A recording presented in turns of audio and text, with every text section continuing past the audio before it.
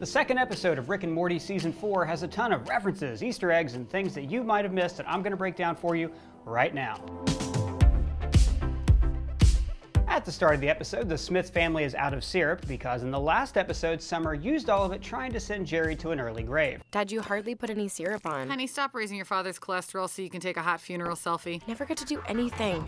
Now, I was kind of surprised that Rick was a shy pooper because in the Rick Shake Rickdemption, he's always talking about taking a dump. I'm just gonna go take a dump. Is it cool if I use the level 9 bathrooms? I'm gonna go take a But I guess this was just his excuse to leave and be gone for a long time, and I'm kind of embarrassed that I didn't realize that before. Wait, so what else didn't I understand the first time I saw it? Well, see you next Tuesday! Rick has an intern now, Gluty, to do his grunt work. Gluty is voiced by writer, director, visionary, plus actor Taika Waititi. In the past, Rick has created robots to do this kind of dirty work, such as the Butterbot, who we see in the fridge in the post-credits scene. What is my purpose? You pass butter. Oh my god. Also, notice that the bully that Morty levitated into the sky in the last episode is still missing. What the f?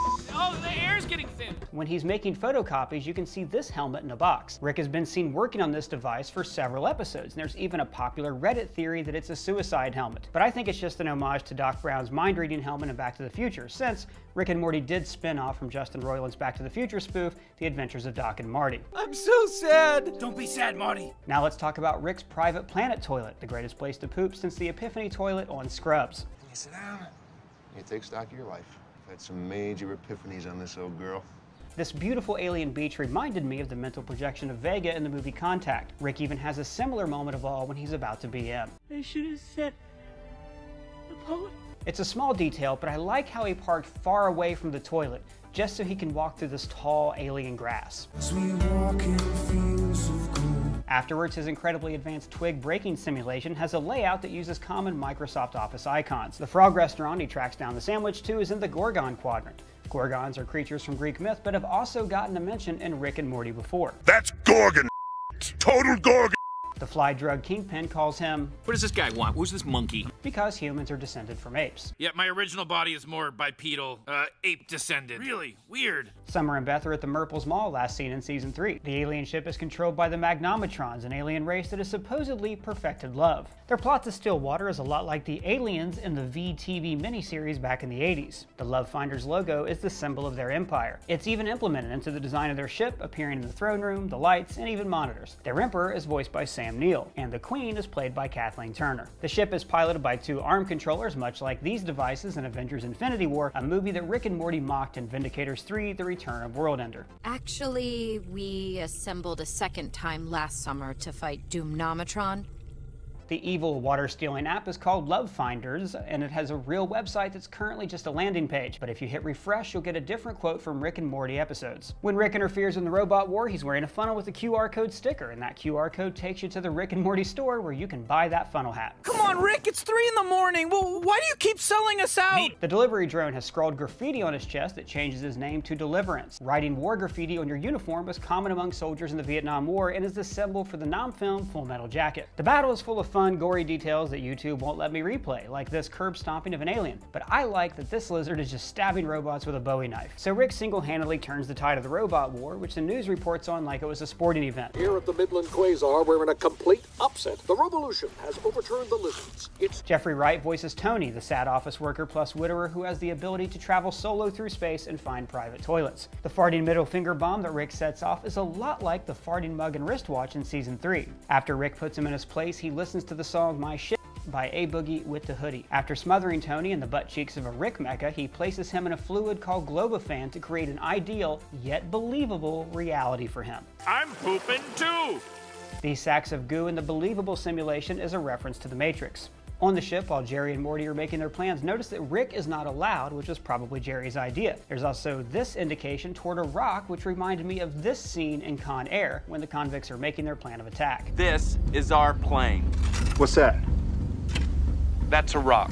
Summer breaks up a wedding at the Sistine Chapel, a joke that uses a homophone to imply a gross sack of tissue is like Michelangelo's greatest work. This scene plays out like several romantic comedies in one, kind of like Runaway Bride, but In reality, these lovers fleeing the church are more like Benjamin and Elaine in The Graduate. This is a movie where young lovers pursue romance without thinking, but are scared of the prospect of actually building a life together. The priest's name is Witherspoon, a play on Reese Witherspoon. In the film Sweet Home Alabama, her character Melanie had a similar speak now or forever hold your peace moment at her wedding. I gave my heart away a long time ago, and I never really got it back.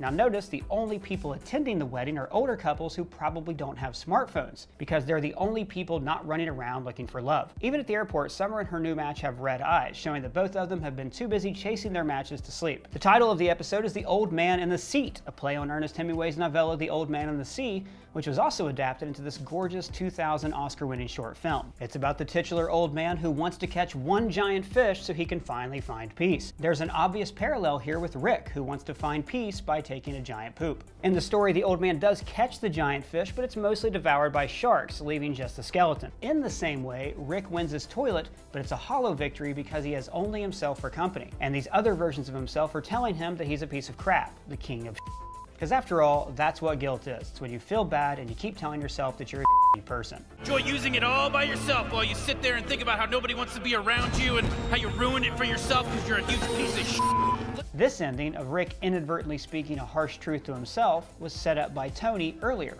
But then I thought about why you were saying it, who you were really saying it to. Also, Rick uses the soothing water environment as a stand-in for actual companionship, which the aliens warn about. Had you bothered to master love, you would have learned by now it is as abundant as water. Tony also says, Take the one part of life that you truly think is yours and you want to protect it from a universe that takes whatever it wants. And he pretty much nails Rick's worldview. He's always trying to maintain control, which is why he has no friends. Now, Rick used to have friends like Squanchy and Bird Person, but look what happened to them. So now he's afraid to let anyone get close, especially if Rick perceives that they're beneath him. You shit on my toilet because you don't know your place, and your place is nothing. The other people ingesting Globofan are also potential friends that he found too innocent to kill, but he didn't want to let himself get close to. Now, Rick is the opposite of all the normal people who recklessly seek connections with apps like Love Finders. The irony here is that there is no perfect way to find love or make friends. Even the Magnometrons, who supposedly have perfected love, suffer through loneliness and fights with their spouses. You childish prick! But finding real companionship requires putting yourself out there and taking a risk by pooping in public. In the end credits scene, we see that Jerry's obtainable fantasy is delivering bottled water called Mountain Sweat, a reference to Tony pursuing his dreams while climbing Space Mount Everest. He crashed into a tree space skiing down Mount Space Everest. Now, this fantasy also parallels the episode itself. Jerry wants to deliver water to make people happy, while the aliens wanted people to chase happiness so they could steal water. All right, that's all the Easter eggs that I found. If you found any, let me know in the comments below. For ScreenCrush, I'm Ryan Airy.